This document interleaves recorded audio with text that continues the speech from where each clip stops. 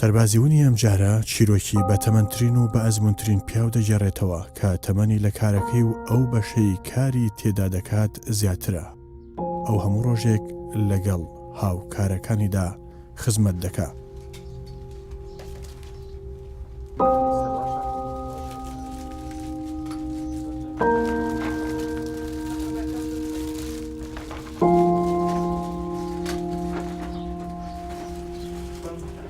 چیرۆکی ئەم پیاوە بەرەنگاربوونەوەیە لەگەڵ زیندەوەرە زیان بەخش و مەترسیدارەکاندا کە کەم کەس هەیە لە زیان و مەترسی ئەم زیندەوەرانە تێبگات و بزانێ تاوکاتەی زیانەکە ڕۆبەڕوومان دەبێتەوە.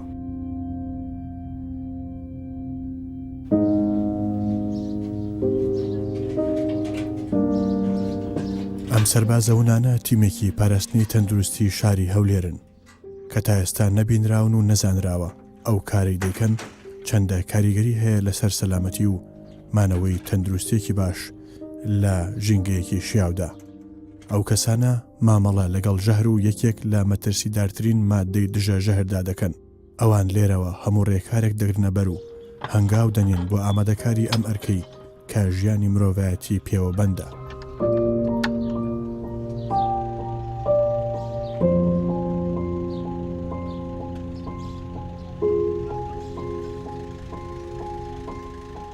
ساڵی 1985 خۆم نقلی هەولێر کرد، هاتمە فەرمانگەی تەندروستی هەولێر.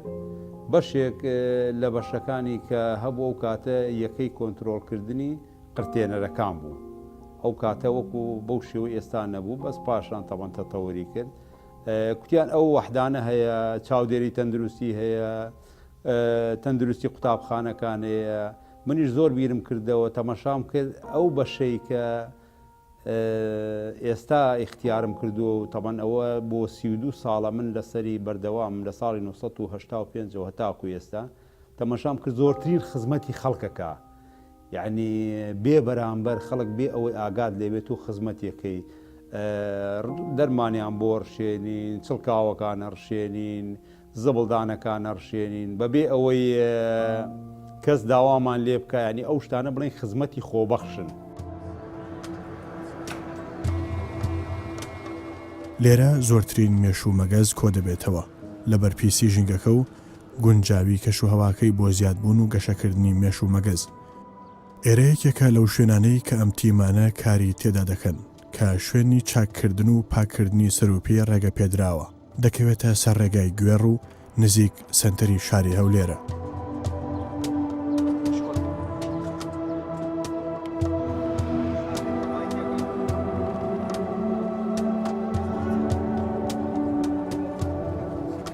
ئەم شوێنە سەرچاوەی ئەم زیانەیە کە ئەم تیمانە ڕێگری دەکەن لە تەشەنەسەندنی.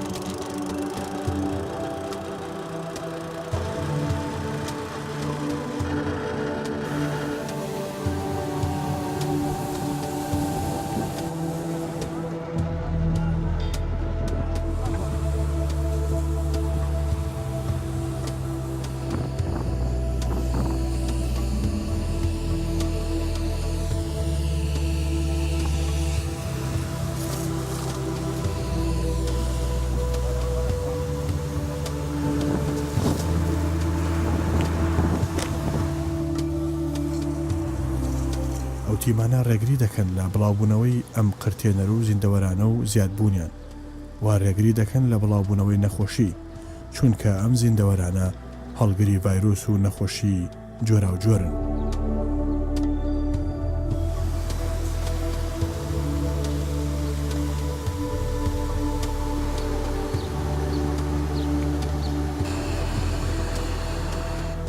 ئێمە تەبەن هەموو هەفتانە هەڵەستین ئەو زبڵانە دەڕشێنین لەبەر ئەوەی مێش یەکجار ینی ئەوها زیادە بێ ئەگەر کۆنتترۆلی نەکەی و بەڕاستی نێڕشێنی هەر سیارێک دێتەوە ناو هەولێرە ئەو سیارەن کە زبڕیە بن 1000 مێشێ هێنێتەوە، ئەو مێشانە دێنێت لەکوێ بڵاوێکاتەوە لە ناو گەڕەکانی، ینی تەمەشاکەی وردە وای لێ دێت ناو شارەکەی پڕەبێ لە مێش. تەبەن مێشی جێشێکە لەو مێرووە پزیشتیانەی کە زۆربەی نەخۆشیەکان بە تەریقەیەکی بە ڕێگایەکی میکانیکی، نەک بە ڕێگایەکی بایۆلۆجی، ینی بە پێوەدان و شتی وان نییە، مێش بە قاچەکانی ئەو میکرۆبانە هێنێ لە شوێنێکی پیسەوە هێنێت سەر خواردنەکە و سەر دەم و چاو و دەستی تۆ و تووشی نەخۆشی دەکات.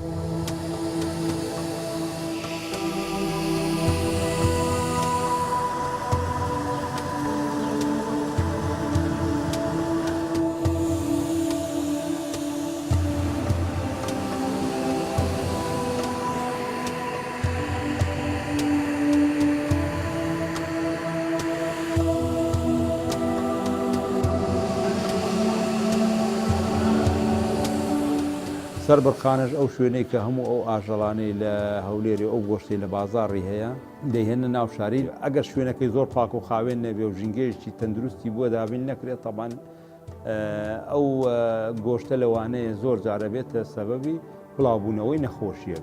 بۆیە ئێمە هەفتانە ئاچین تەبان بەڕاستی مێش ینی ئەوهایە کە ینیسان لێترسێ جاری وایە ئەڕۆی شوێنێک مێشی لێنیشتووە دەیان فڕین ئەوەندە زۆرە سێبەر لە ئەرزەکەیەکەنا موبیلی تەوان زۆر باشمان هەیە هەفتانە ئاچین ئەوە شەڕشێنین زائیدەن ئەو پێستە خانانەی کەوا تەبان پێستەیان تیا خۆشەکەن ئەو پێستانەش پێستە خانانە هەمووی بە معمەلەکانەوە دەیان ڕشێنین. یەکێکی تر لەو شوێنانەی ئەم تیمە کاری تێدا دەکەن ئەویش کوشتارگەی هاوچەرخی هەولێرە کە لێرە سەدان تۆن گۆشتی سوور بۆ هەزاران کەس دابین دەکرێت.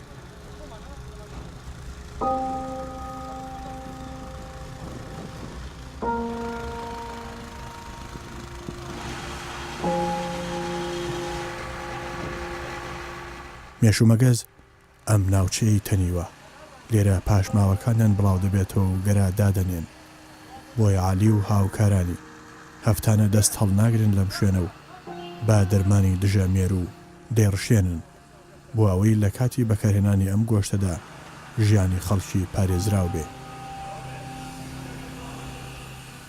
مێرە و پزیشکیەکان تەمەشام کرد ئەوەش زۆر خزمەتێکی زۆر گەورەیە تەبەن ئەو کاتە نەخۆشی مەلاریامان هەبوو بە چەند ساڵێک جارێکیش نەخۆشی لیشمانیا بڵاو بێتەوە کە بە کوردیەکەی خۆمان پێڵێن کوانی بەغدا یان حەبە بەغداد تەبەن زیاتر لە منتیقەی مەخمور و دیبەگە و ئەو منتیقانەی کەوا بڵێن منتیقەکەیان تۆزێک گەرم و کەم ئاوە ئەو مێشولەیەمان هەیە.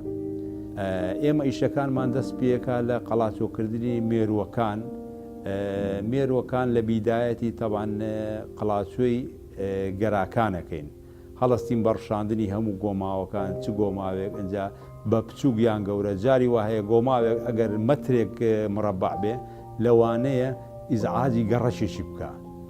ئێمە تەبان بێ ئەوەی کەس پێمان بڵێ هەڵستین دەگەڕێن بە ناو گەڕک و کۆڵانەکانە ئەو شوێنانەی کە ئاوی لێ بێ دەیان ڕشێنین. ئەو تیمەی سەحەی کە دێم مانگانەیان هەفتانە لۆمەدەی ڕشێریتن دەورەی زۆر گرنگی هەیە لەبەر ئەوەی نەخۆشیەکان هەمووی بەواستەی موشەخۆرەکانەوە دەگوازرێنەوە. بۆ نمونە نەخۆشی HS لە کوردستان بڵاوە ئەو حیوانێکی HS هەبی دەبینی گەنەکی پێوەیە لەو دەمەی حیوانەکە دەکوژێتەوە گەنەکە بەجێ دێڵی دەچی بە یەشێک لە قەسابەکان وەدەدا تووشی نەخۆشی HSێکە کلێتێکەدا سیپەرشتێکەدا پاشان ئێرانە شوێنی گۆشتە گۆشتیش مەرەق مغەذیە لە هەموو بەکتریایەکی وا دەکاتەکە ئەو بەکتریایانە نەمینێن خاوێن بیتەوە. ئەوانە هاتینە تیمە زۆر باشە لە بوومە ئێرە دەڕشێنن مێشی دەکوژن ئەوە نەخۆشەکە کە لەمە دوور دەکەنەوە زۆر شتێکی باشە پێویستیشمان کە کاک عەباس باس کرد پێویستمە بە دەرمان جورجی هەیە جورج هەیە بە ئێرە دەڕشێنن زۆر باشە شتێکی باشە ئەوانەش مانی دەبن دەستخۆشانێ دەکەین. بە تاکی دەوری تیمەکانی ڕشاندنی دەرمانی جیتا بۆ لە ناوبردنی مێشومەگەز کارێکی زۆر پیرۆزە و کارێکی زۆر ڕێکوپێکە بە تایبەت بۆ ئەو شوێنانی کە خەڵکانێکی زۆر تێیدا کار دەکەن یان ئەو شوێنانی کە پیسی لێ یان مێشومەگەزی لێ کە بە تاکید مێشومەگەز هۆکارێکی سەرچێ بۆ گواستنەوەی نەخۆشیە گوازراوەکان.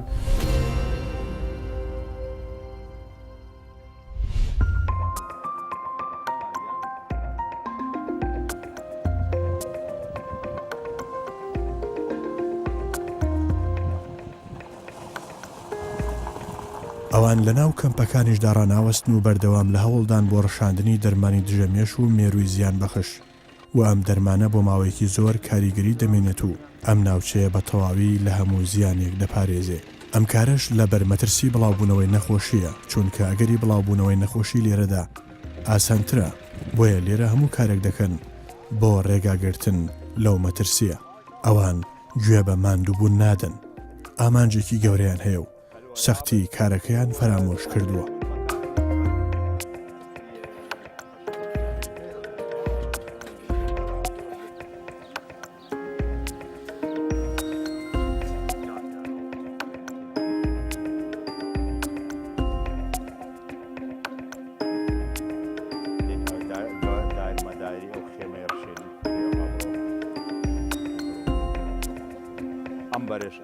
ئەمبەرش کاکە ئەمبەرش ئەو بەرش لە ناو شارەکانیش هەمان شێوە خزمەتێکی زۆر گەورەی ئەو شوێنانەی کەوا زۆرترین خەڵکی تیاکۆ بێتەوە ئەو خەڵکانش هێشتا مانای خوتورەی ئەو نەخۆشیانە نازانن، مانای خوتورەی نەخۆشیەکان نازانن. تەمەشاکەیەتینە زۆر مەکتەبەکان مشتیان هەیە یان گۆلاوێکی لە تەنیشتیانە لە تەنیش مەکتەبەکەیانە یان ناو ساحەکەیان زەبڵوشتیتیا دەبێتە هۆی خڕبوونەوەی مێش و مەگەز و مشک و جرز. ئێماچین تەوان مکافحەی ئەوانەکەین، دوای ڕێنمانیان دەینێ هەتاوەکو کە دەچنەوە ماڵەوەش ئەو حەشەرانە مناڵە تەوان هێشتا مێشی زۆر سافە. ئەگەر نەسیحەتێک ئامۆژگارێکی بکەی لەوانەیە بیباتەوە ماڵێ لە ماڵێش ئەو شتانە تەطبیق بکەن.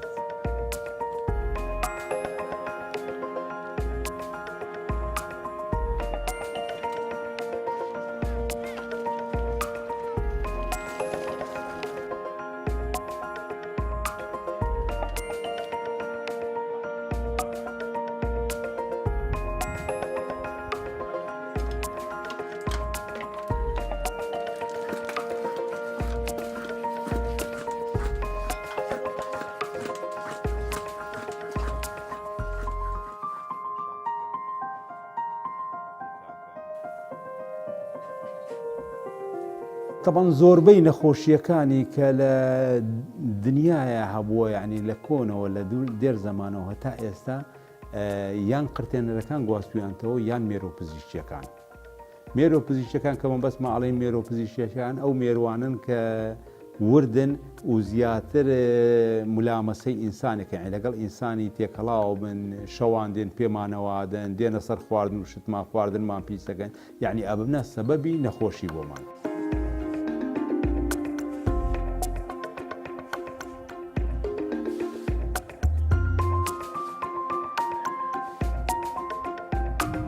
لاگەڕک و کۆڵان و ماڵ و کوچە و شوێنە گشتی و گۆماوەکانیشدا دەگەڕێن و دەرمان دەڕشێن و زیندەوەری زیان بەخش قەڵاچۆ دەکەن و بەم جۆرە ژیانی هەزاران کەس دەپارێزن. ئەوە دەرمانی مشکە بۆمان هێناون، ئەوە بەس زەهرە، دەبێ زۆر ئاگال لە پچکان بێ. لە شوێنی زۆر پەناو زاوێ هەر شوێنەی 2-3 قلیلێ دانێن، دوای پاش 15-20 ڕۆژیکە ئەو دەرمانە دەبێ خڕیکەنەوە لە بن خۆڵی دانێن، باشە بۆی پچک نەیخوا، باشە زۆر ئاگاتان لە منداڵی گسکەتان بێ. سەلام عەلەیکوم.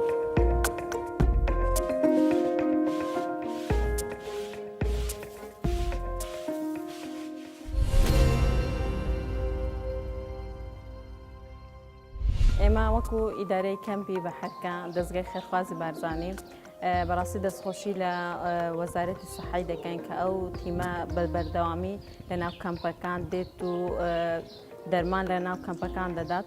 ئەوەندەی ئاگام لێ بەڕاستی لە هەموو کەمپەکان زۆربەی کات ئەوان ئیشی خوان زۆر بە جوانی دەکەن، دەستخۆشیان لێ دەکەن، چونکە دەبێتە سەبەبێک بۆ ئەوەی ڕێگری لە نەخۆشی بکرێت و ئەو حەشەرات و ئەو شتانێک کە لە ناو کەمپیدا هەیە بۆ ئەوەی منعیان بکەن و بۆ ئەوەی لە ناویان ببن.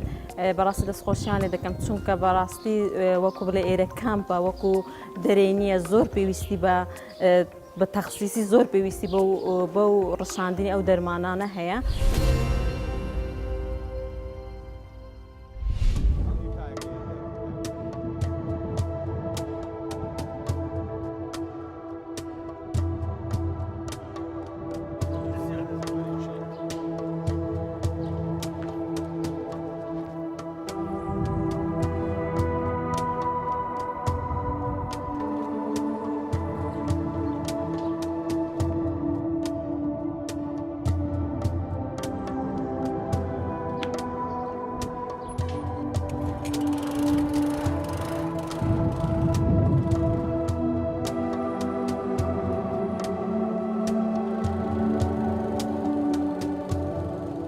لە ماوەی ڕابردوودا زۆر کەس بەهۆی ئەم زیندەوەرە زیان بەخشانەوە زیانیان بەرکەوتووە. ئەم تیمە هەوڵەدەن ڕێگری بکەن لە دووبارەبوونەوەی ئەم جۆرە ڕووداوانە.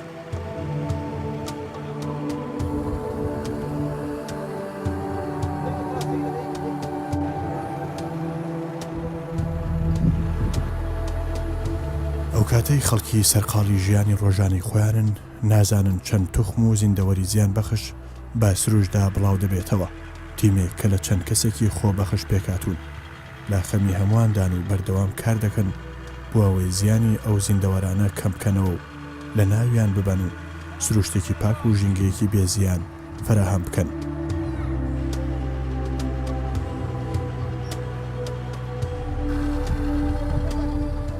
ئیشەکانمان تەبان لە بیدایەت کە من چوومە ئەو بەشە و ئیشم لەو بەشەی کردووە بەس قەڵاچۆکردنی قرتێنەرەکانمان هەبوو، یعنی بەمانە کوردیەکەی جرج و مشک.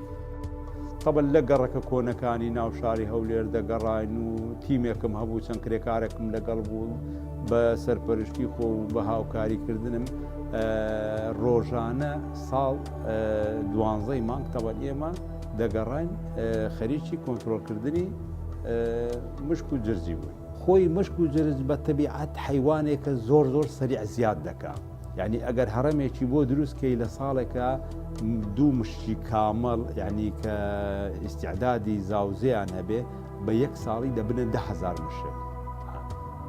طبعا ئەگەر تۆ کۆنتترۆلانەکەی زۆرە بێ، بەس طبعا ئەوەندە ساڵە ئێمە خەریک بوون و مستەمر کۆنتترۆلانەکەین. الحەمدولله ئێستا ڕێژەکانی لەو کاتەی زۆر کەمترە. یەکەم شت داواکاریم ئەوەیە زوردی لێ دەدەێت لەو مەزرای دەرێ شێرشکردنەوە دەوەقەوتن. ئەوە یەک هەرماری دەبێت دوز و سێزی شتێنایەک شتیان نەهێشت. دومێنیش هەمووش زوردە لەو سەری شەروە دوو کۆرانش لەو دیوی زوردی تێدا هەمووی دەرێ شێرشکە قەرەو شەوێتاش بێنێ خەمانە لە بە زوردی.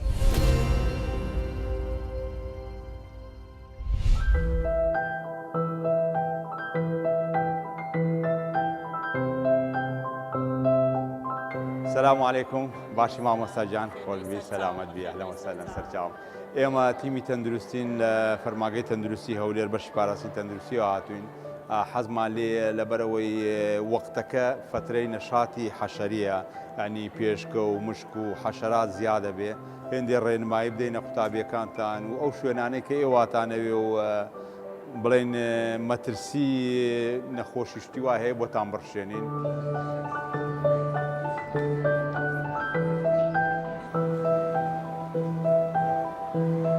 بەیانتان باش کە جوانەکان، ئێمە تیمێکی تەندروستین لە بەڕێوەبەراتی تەندروستی هەولێر بەشی پاراستنی تەندروستی هاتوین لەبەرەوەی وەختەکە فترەی سوباتی حەشەری تەواو بووە، پێشکە و حەشەرات زۆرە، هاتوین یارمەتیتان بدەین قوتابخانەکەتان بۆ بڕشێنین. کسە جوانە تۆ هەستە ئەوانە لەبەرەوەی دەرمانی ڕشێنین بۆ پارێزگاری خۆتان هەرەکەی کە مامەیەکی لە دەمکەن.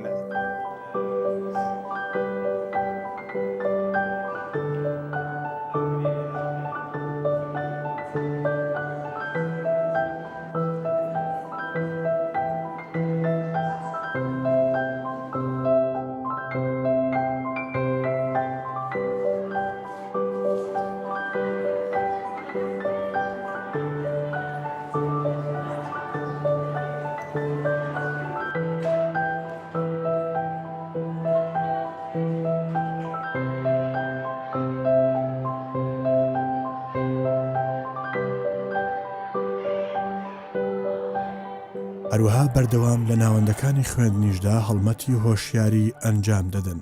هاوکات هەموو شوێنە هەستیارەکان دەڕشێنن بۆ لە ناوبردنی مێش و مەگەز و هەر شتێک کە مەترسی هەبێت لەسەر سەلامەتی قوتابیان لە ناوەندەکانی خوێندندا. ئەو نەخۆشیانە کە وردە نەما بەڕاستی خەڵک یعنی هەستی بۆی ناکرد بۆ ئەو نەخۆشیانە نەمان. طبعا ئەو نەخۆشیانە بەڕاستی بە هیمەتی ئەو تیمانێک کە شەو نخونیانە کرد، ئەچوونە گوندەکان، ئەچوونە شوێنە توش بووەکان، دەرمانیان نەڕشان، عیلاجیان نەکردن وردە ئەلحەمدوللا توانیمان کۆنتترۆڵی ئەو نەخۆشیانە بکەین.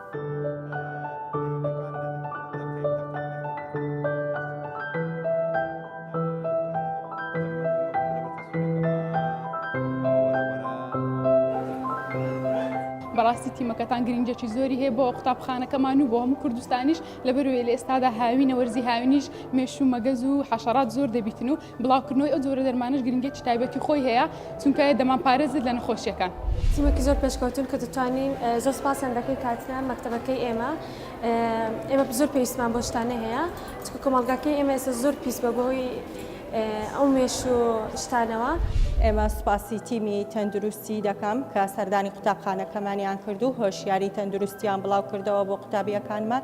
هیوای سەرکەوتنتان بۆ دەخوازم خاستەن لە وەرزی ئێستادا کە هەبوونی مێش و مەگەز و ڤایرۆس زۆرە لە وەرزی گەرمایە و بەرەو گەرما دەڕۆین. هیوادارم بەردەوام بن لە کارەکانتان.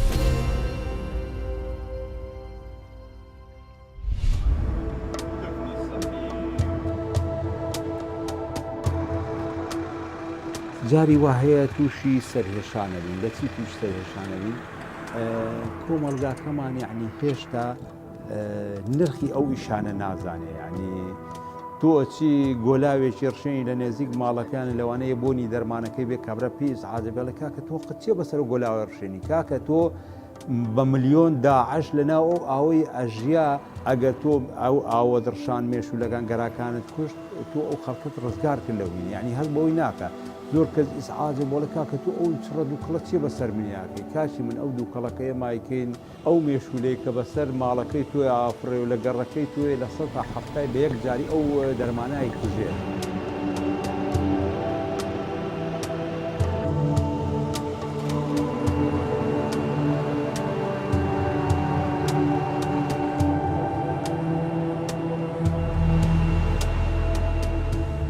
طبعاً مەترسی کارەکەی ئێمە موبیدەکان یعنی قڕکەرەکان هەمویان خوتورێکی زۆر گەورەیان هەیە بۆ ئینسانی. طبعاً ئەو موبیدانش پۆڵێ نەکرێن بە چەند شێوەیەک لە زۆر خەتەرەکانەوە دەست پێیەکە هەتا ئەوانەی کە زۆر بڵێن بەسیتن بەس کە کوتت تۆ کوتت زەهر بە هەموو شێوەیەکی خراپە. زۆر زەهرمان هەیە طبعاً بەکارهێنانی زۆری ئەگەر بەبێ ڕێنمایی پزیشکی و بەبێ ئەوەی پارێزگاری خۆتکەی و عنی جلێوی قایە و کەمامە و شتی وا لە چاوکەی و لە دەمکەی تووشی تەسەمومێوی تەسەمومەکە ئەوە نییە یەکسەر کوت و پرتۆ تووشی تەسەمومی بی چەند ساڵێکێوێت تاوان من 30 ساڵە ئیشەکەم لەو کارەیە ئەگەر زۆر ئاگام لە خۆم نەبووایە ئێستا زۆر لە قڕکەرەکان نیسبەتی سومیان لە جسم تا زیاد دەکات بالئەخەس مەجموعەیەک قڕکەر هەیە ئەوانە پێیانەڵێن سموم متەڕاکیمە یعنی لە جسم تامێنێتەوە چێ لە کەبەدا خەز نەبێ لە شوێنەکانی تری جسم تا خەز نەبێ وردە وردە نسبەتی ئەو زەهرەی زیاد دەکات تەبەن بەڕاستی ئەوانەی کە ئیشی کاری سمومیەکان ئەمریان زۆر درێژ نییە. ڕاستی کاک عەلی زۆر بەدڵسۆزی کارەکانی خۆی جێبەجێ دەکات وەروها بە زانستیانە زۆریش حەزی لە ئیشەکەی خۆیتی بۆیە محاولەی کردیە بە بەردەوامی لە کارەکانی خۆی بەسەرکەوتی و بەدڵسۆزی جێبەجێ بکات هەر کارێکی زانستیش عێلاقەی بمەبیداتەوەبی هەر هەمومان مەرجەعمان کاک عەلیە پرسیاری دەکەین چ مۆبیلێک بەکاربینین چۆن بەکاربینین لەکوێ بەکاری بینین کاتەکانی بەکاربینین. بەڕاستی کاک عەلی جێی دیارە لە بەڕێوەبەراتەکەمان وەکو بەڕێوەبەراتی پاراستنی تەندروستی. ئەمە خەڵاتی سەربازی وونە لە کەناڵی کوردستان 24 بۆ کاک عەلی بەرامبەر ئەو کار و چالاکیانەی ئەو خزمەتانەی لە درێژایی تەمەنی کاریدا لە بەڕێوەبەراتی پاراستنی تەندروستی کردیتی بۆ پاراستنی تەندروستی خەڵک و دوورخستنەوەیان لەو نەخۆشیانەی کەوا دەگوازرێتەوە بەهۆی مێرۆپزیکەکان. پیرۆزە کاک عەلی زۆر سوپاس پێزانینم هەیە کە شایەنی ئەو خەڵاتەکان کردوم زۆر سوپاس.